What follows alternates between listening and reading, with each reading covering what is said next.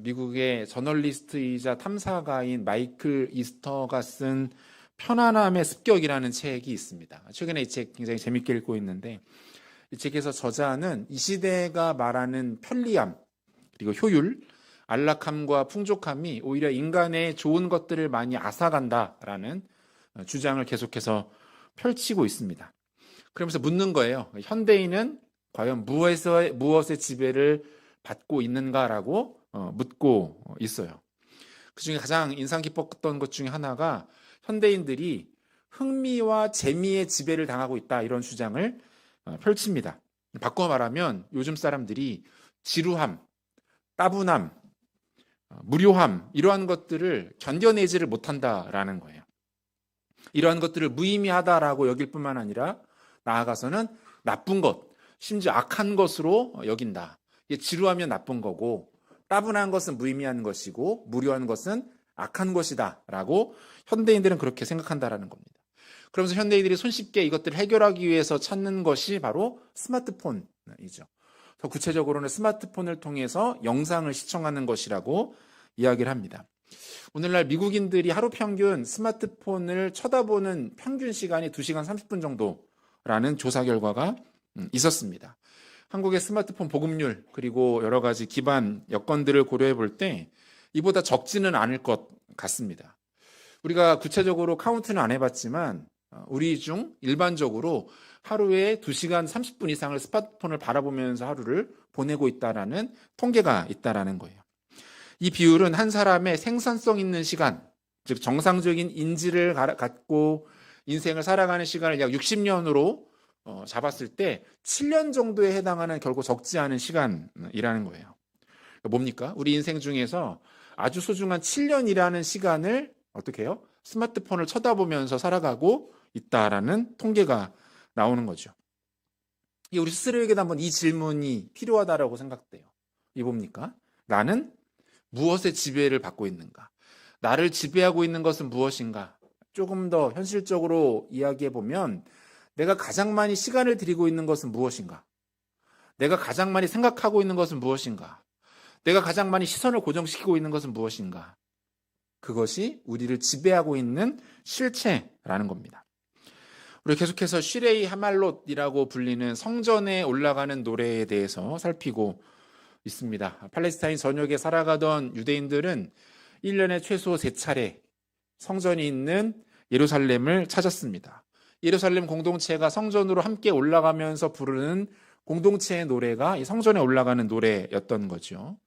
오늘 우리가 함께 나눈 이 123편이 다루는 공동체의 노래의 주제는 섬김입니다. 섬김. 이 섬김을 노래하는 이유는 이 섬김이 예배하는 자들에게 있어서 가장 중요한 마음의 태도와 자세이기 때문에 그래요.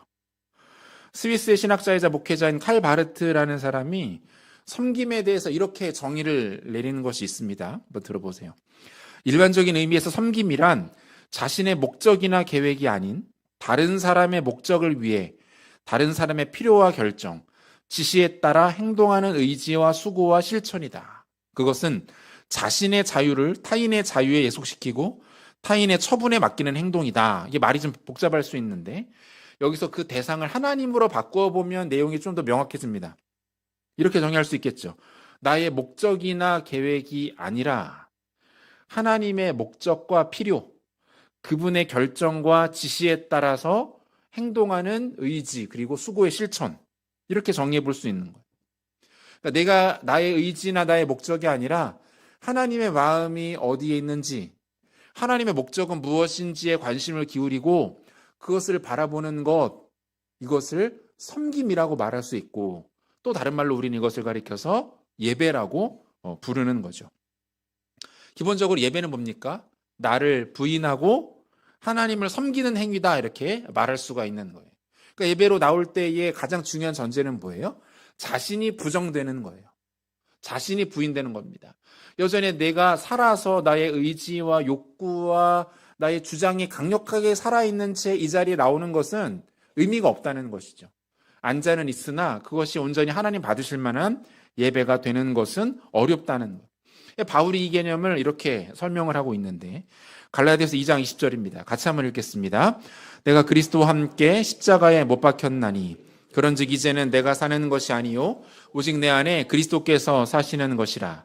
이제 내가 육체 가운데 사는 것은 나를 사랑하사 나를 위하여 자기 자신을 버리신 하나님의 아들을 믿는 믿음 안에서 사는 것이라.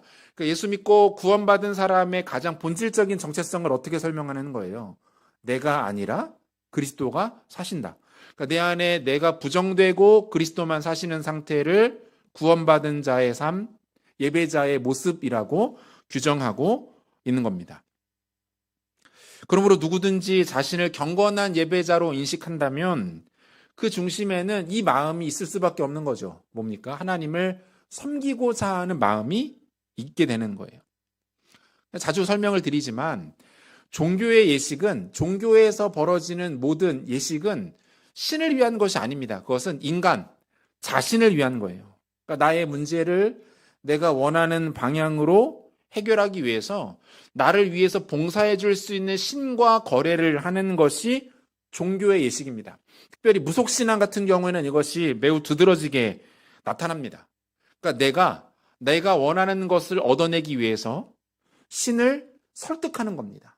신에게 재물을 바치기도 하고 그가 원하는 어떤 의식을 치르기도 하고 심지어 자신을 희생시키면서까지 내가 원하는 궁극적인 목적을 얻어내는 것이 종교, 무속신앙이 가지고 있는 예배의 모습이다라고 말할 수 있죠. 이 과정에서 신의 존재는 어디에 있습니까? 나를 위해 봉사하는 존재예요. 나를 위해 봉사하는 존재. 나를 섬기는 존재가 신이 되는 것입니다. 하지만 살아계신 하나님께 드리는 예배는 차원이 다르죠. 하나님이 주인이시고 그분이 전부가 되시고 그분이 중심이 되십니다. 이 과정에서 인간의 어떤 요청, 민원, 불만사항, 인간의 기타 의견 등은 중요하지 않습니다. 우리의 상황과 마음에 대해서 하나님께서 은혜로 들어주시고 반응해 주시는 것입니다. 이것이 절대로 당연하거나 마땅한 것이 될 수는 없는 거죠. 예배자의 마음은 오직 하나님을 섬기고자 하는 열정으로 가득 차 있어야만 하는 겁니다. 제가 이번에 이제 부상 당하고 나서 2주 정도 병원에 이렇게 입원해 있는데 제가 이제 입원했던 병동이 이제 통합 간호병동이라고 해서 보호자가 같이 이제 입실을 할 수가 없습니다. 대신에 이제 거기 간호조무사, 일명 거기서는 여사님이라고 그분들 부르는데 그분들이 이제 새벽부터 밤 늦은 시간까지 환자들을 되게 잘 이렇게 살펴주세요. 물론 일정한 교육 과정을 거쳐서 자격을 취득하고 급여를 받고 일하시는 분들이기는 하지만 이분들이 굉장히 섬기고 배려하는 것을 너무너무 잘해 주십니다. 식사도 챙겨다 주시고 물도 떠다 주시고 커튼 정리도 해주시고 침구 정리해 주시고 크고 작은 여러 가지 요청들에 대해서 아주 예민하게 또 빠르게 이렇게 반응을 해주세요. 하나부터 열까지 세밀하게 챙겨주십니다. 저 자꾸 머리 감겨주시겠다고 해가지고 제가 뜯어 말리느라고 아주 고생했어요. 제가 할 수 있습니다. 그 정도는 할 수 있으니까 안 해줘도 된다고 제가 그 정도로. 그러니까 이분들이 그 작은 환자들의 요청이나 소리에도 매우 민감하게 반응하시는 것을 보면서 환자로서 굉장히 좀 격려와 위로를 받는 것을 경험할 수가 있었죠. 근데 우리는 하나님께서 우리를 이렇게 대해 주시기를 원합니다. 그죠? 내가 작은 신음에도 그분이 즉각적으로 응답하시고 반응하시고 나의 작은 필요에도 하나님이 공급해 주시기를 원하고 그것이 우리의 가장 원초적인 마음인 거예요. 그런데 반대의 경우에 대해서는 좀처럼 생각하지 않습니다. 우리가 주님의 마음과 필요 앞에 이렇게 반응한 적이 있었는가? 그분의 시선이 어디로 향하고 있는가에 대하여 우리는 관심을 가졌는가? 그분의 심장이 무엇을 향하여 뛰고 계시는지를 우리는 느꼈는 적이 있었는가? 하나님의 갈급함이 어디에 있었는지에 대하여 우리는 관심을 갖고 그것을 바라보고 있었는가에 대해서는 좀처럼 생각하지 않는다라는 거예요. 사랑하는 성도 여러분, 예배자의 기본 마인드 세팅은 섬김이어야 합니다. 섬김을 받으려는 것이 아니라 하나님을 섬기려는 중심이 우리 가운데 있어야 합니다. 그 예배를 하나님께서 귀하게 여기시는 거예요. 그 예배자를 하나님이 주목하고 살피시고 그 인생 가운데 하나님이 풍성한 모든 것들을 쏟아부어 주신다라고 말씀하고 있는 겁니다. 그렇다면 오늘 시인이 말하는 예배자의 섬김이란 구체적으로 무엇을 의미하는가? 두 단계로 한번 정리해 보도록 하겠습니다. 섬김의 첫 번째 단계는 눈을 들어 주를 바라보는 것이다. 이렇게 정리할 수가 있겠죠. 본문 1절인데요. 본문 1절. 우리 한 목소리로 같이 한번 읽겠습니다. 하늘에 계시는 주여, 내가 눈을 들어 주께 향하나이다. 이 표현 안에 굉장히 많은 내용들이 담겨 있죠. 하나님에 대해서, 그 예배자인 우리에 대해서 다양한 정보를 담고 있습니다. 첫 번째는 뭡니까? 하나님은 하늘에 계시는 분이시기 때문에 예배자들은 눈을 들어야만 주님을 바라볼 수 있다는 거예요. 하나님은 높고 위대하시고 영광스러운 분이십니다. 인간은 낮고 천하며 부족한 존재일 뿐입니다. 피조물이고 상대자인 인간이 창조주이고 절대자인 하나님을 높이고 예배하는 것은 너무나도 마땅한 일이라는 거예요. 인간의 존재 목적을 언급할 때마다 우리가 즐겨 인용하는 내용이 있죠. 웨스트민스터 소요리 문답 1문. 뭡니까? 사람의 제일 되는 목적은 무엇입니까? 라는 질문에 대하여 어떻게 답변합니까? 하나님을 영화롭게 하는 것과 영원토록 그분을 즐거워하는 것이다. 한마디로 뭐예요? 예배하는 거예요. 예배하는 거. 인간이 왜 살아가는가라는 것에 대한 성경의 명쾌한 정답은 어디에 있습니까? 예배하기 위해서 살아간다는 거예요. 우리의 존재와 삶의 모든 순간을 통해서 우리가 마땅히 해야 될 일들이 예배하는 거라고 이야기하고 있습니다. 이것은 타락 이전의 가장 자연스럽고 본연적인 모습입니다. 인간이 타락하면서 악과 죄가 우리 가운데 들어오고 오염되었는데, 오염되었음에도 불구하고 타락 이전의 모습이 우리 가운데 발견되는 것이 몇 가지가 있는데, 그 중에 가장 선명한 게 뭡니까? 예배라는 거예요. 예배. 예배는 타락 이전에 인간의 가장 자연스럽고 본연적인 모습. 그러니까 예배는 뭐예요? 타락 이전의 상태로 우리가 거슬러 올라가는 영적인 역행이 일어나는 게 예배의 자리. 그러니까 예배가 귀한 거예요. 예배하는 순간에는 타락 이전에 하나님이 창조하신 그 모습 그대로 우리가 영적인 역행을 하는 것이기 때문에 특별하고 가치가 있는 것이죠. 죄가 관용하고 우리 안에 부패가 심하게 일어나는 우리의 삶 속에서 유일하게 타락 이전의 모습으로 회귀하는 모습이 뭡니까? 예배예요, 예배. 본문이 담고 있는 정보 두 번째는 그분과 눈을 마주치는 것 자체가 복된 일이다, 이렇게 말하고 있어요. 그 조선시대 주요 예법들을 정리한 경국대전 이런 거를 살펴보면 평민들이 왕을 아련할 때에 지켜야 될 법도에 대하여서 몇 가지로 정리를 해놓는 내용들이 있습니다. 실제로 매우 드물게 있었던 일이라고 해요. 일반 평민이 왕을 아련하는 일들은 왕에게 특별한 상을 받을 때 아니면은 매우 희귀한 사연을 들어야 될 때 외에는 거의 발견되지 않는데, 이때 평민이 왕 앞에 섰을 때 반드시 지켜야 되는 것이 무엇이었냐면 먼저는 부복하는 거예요. 부복이 뭐예요?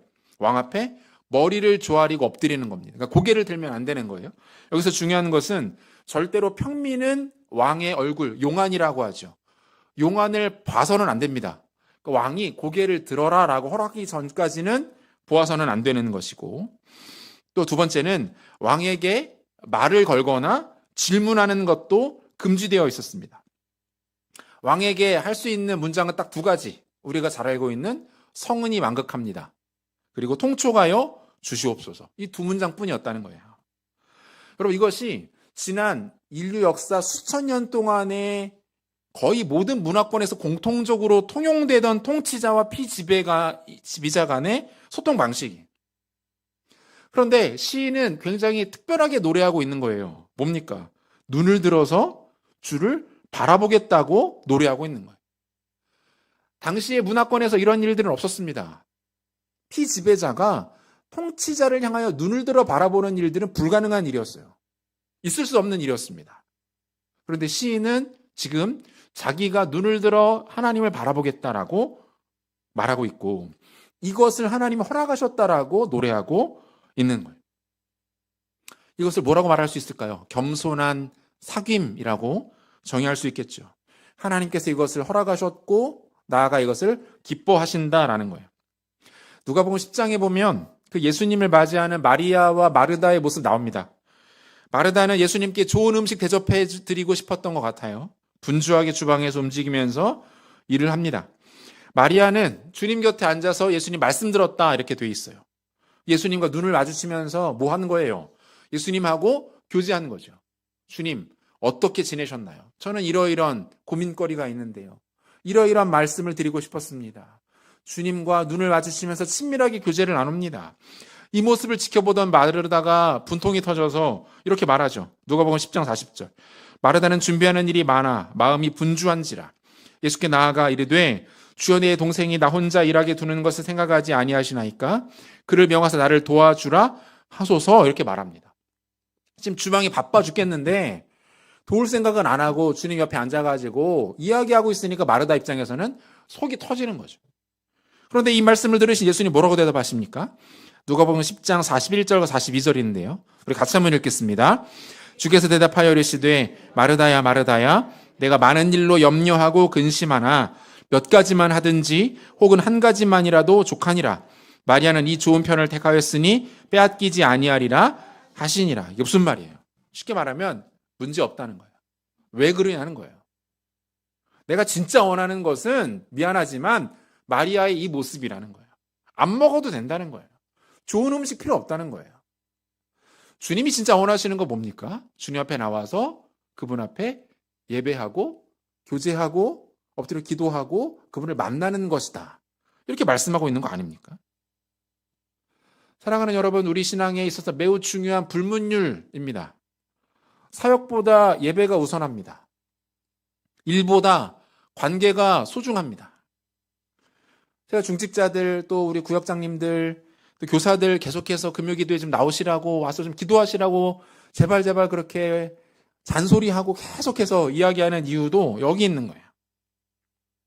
이게 없으면 아무리 그거 잘해도 그 의미 없습니다.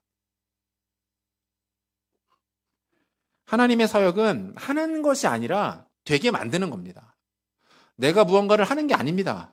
하나님 앞에 서서 그분 앞에 예배하고 그분의 마음을 알아가면서 하나님의 능력과 지혜가 나를 통하여서 그 열매로 나타나게 되는 거예요. 그러니까 사역은 능동이 아니라 피동입니다. 나로 하여금 그 일들이 나타나지게 되는 거예요. 어떠할 때? 하나님 앞에 예배할 때, 하나님 앞에 충분히 기도할 때, 그분의 마음을 우리가 알고 이해할 때 그 일들이 우리 삶 가운데 나타나게 되는 겁니다. 나의 영혼보다 사역에 관심이 더 가기 시작하면 그때부터 문제가 생기기 시작합니다. 지체들의 기도 제목보다 그 사람의 단점과 문제점들이 우리 마음 가운데 드러나기 시작하면 그거 영혼이 병들었다는 증거입니다. 하나님의 눈을 바라보지 않는 섬기면 반드시 상처를 만들어냅니다. 사역이 건조해지고 서운함이 남고 하나님이 아닌 사람들이 보이게 됩니다.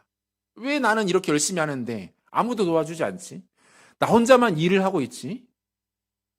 온전한 모습이 아닙니다. 하나님 앞에 그분의 눈을 마주치는 일들이 우리 가운데 회복되어야 될 줄로 믿습니다. 잠언 8장 17절 보니까 이런 말씀이 있어요. 같이 한번 읽겠습니다. 나를 사랑하는 자들이 나의 사랑을 입으며 나를 간절히 찾는 자가 나를 만날 것이니라. 핵심이 뭐예요? 하나님 사랑하는 것이고 그분을 찾는 것이다. 하나님의 사랑을 입으면 일이 됩니다. 그분을 만나면 사역이 당연히 됩니다. 바라기는 우리 주님 사랑하시는 숭인교회가 예배하는 일에 집중하는 교회 되기를 원합니다. 기도하고 하나님 알아가는 일에 더 힘쓰는 공동체 되시기를 소원합니다. 이 말씀 붙들고 주님의 눈을 마주치기 위해서 우리의 고개를 들어 주님 바라보기 위하여서 애쓰고 이 일에 집중하는 우리 사랑하는 모든 성도님들 되시기를 소원합니다.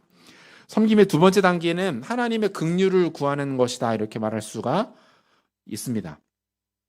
본문 2절과 3절 상반절까지를 같이 한번 읽어보죠. 같이 읽겠습니다.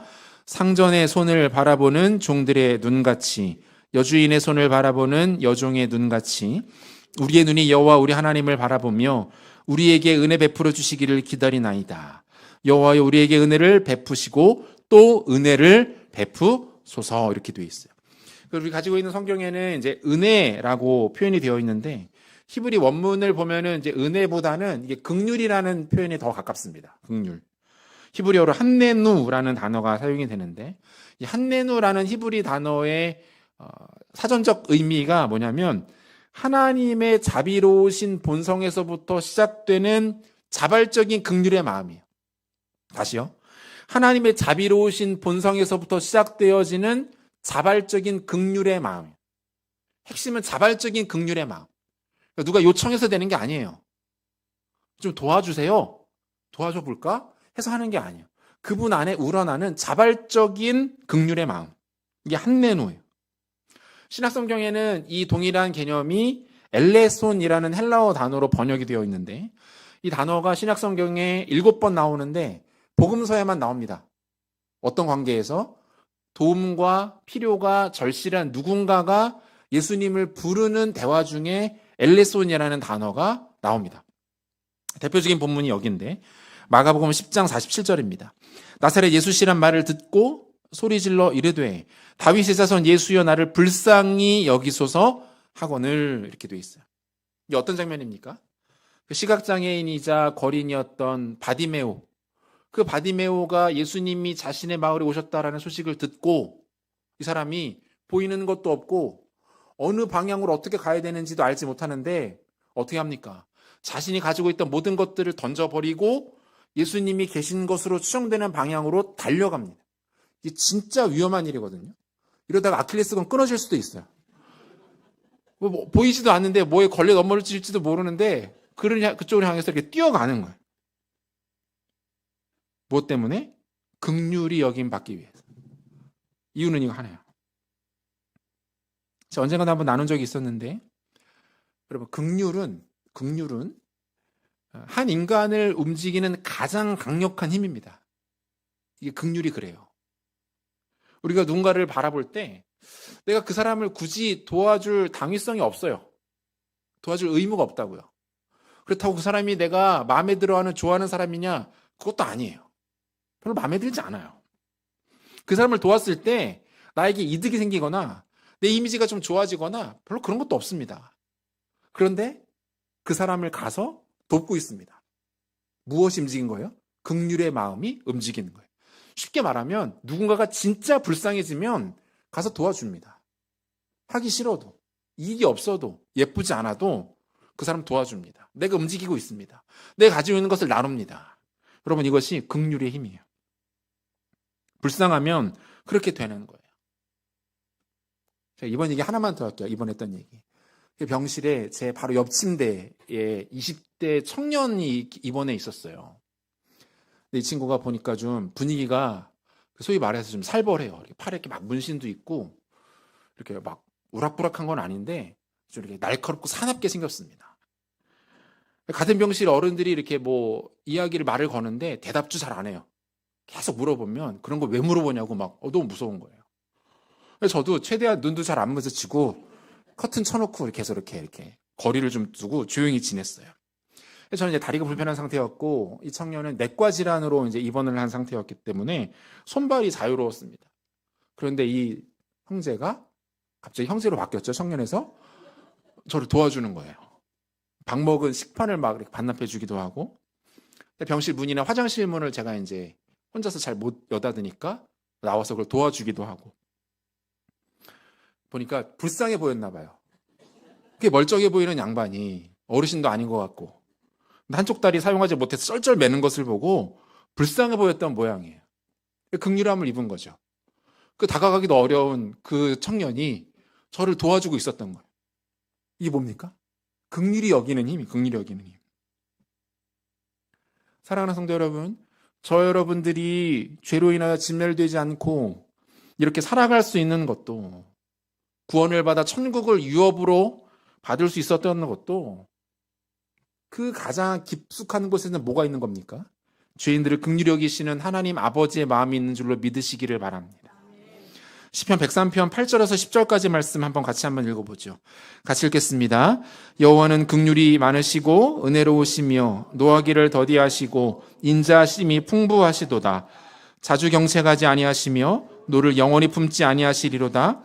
우리의 죄를 따라 우리를 처벌하지는 아니하시며 우리의 죄악을 따라 우리에게 그대로 갚지는 아니하셨으니. 무엇을 말합니까? 죄가 있는데 그 죄에 대하여 갚지 않으시겠다는 거예요. 잘못하고 어그러지고 무너지고 엉뚱한 짓을 하는데 그것에 대하여 하나님이 오래오래 참으시겠다는 거예요.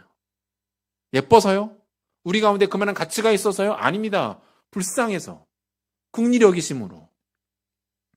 예레미야가 3장 22절 23절도 같이 한번 읽죠. 같이 읽습니다.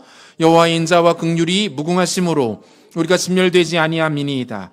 이것들이 아침마다 세우느니 주의 성실하심이 크시도소이다.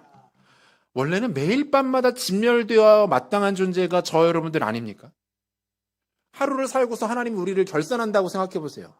너 오늘 하루 동안 이만한 죄를 지었는데, 네가 상상했던 죄가 이 정도인데, 네가 미워했던 마음들, 교만했던 생각들, 음란한 마음들, 헛된 가치들이 가득했는데 이거 정산하면 우리에게는 내일은 없죠.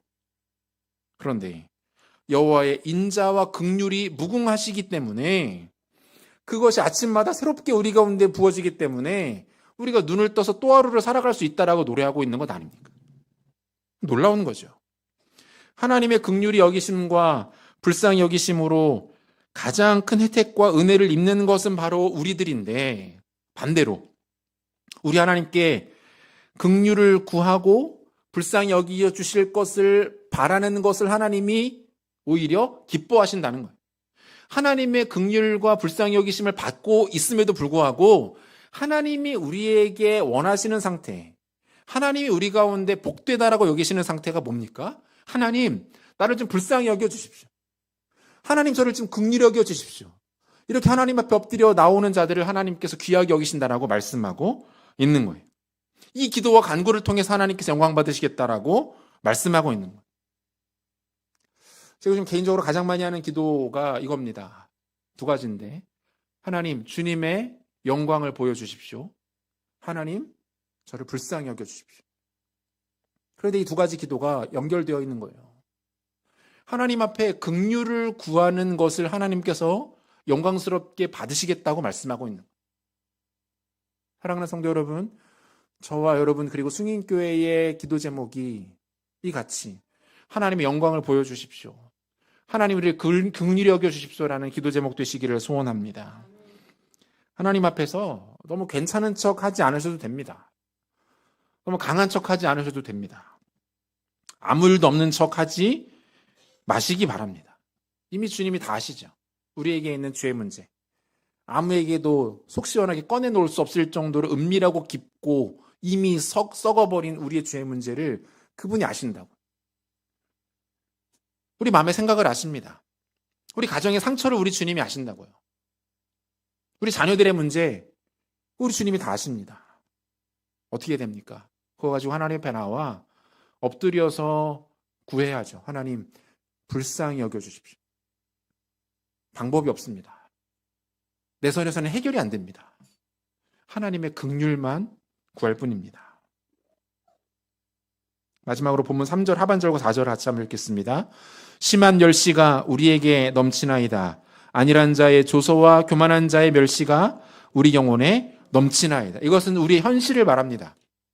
우리를 둘러싼 상황, 현 주소, 심한 멸시가 있고 안일한 자의 조소가 있고 교만한 자의 멸시가 가득하다. 유일한 예배의 대상 되시는 주님을 바라보고 그분의 긍휼을 입어야만 하는 이유가 여기에 있는 것입니다. 사랑하는 성도 여러분, 하나님 앞에 긍휼히 여김 받기를 구하십시오. 하나님 앞에 불쌍히 여겨달라고 기도하시기를 바랍니다. 이 기도가 마르고 이 기도가 끊어지면 그 인생은 반드시 교만해집니다. 그 영혼이 황폐화됩니다. 사막처럼 메말라 버립니다. 하나님, 우리 교회를 불쌍히 여겨주십시오.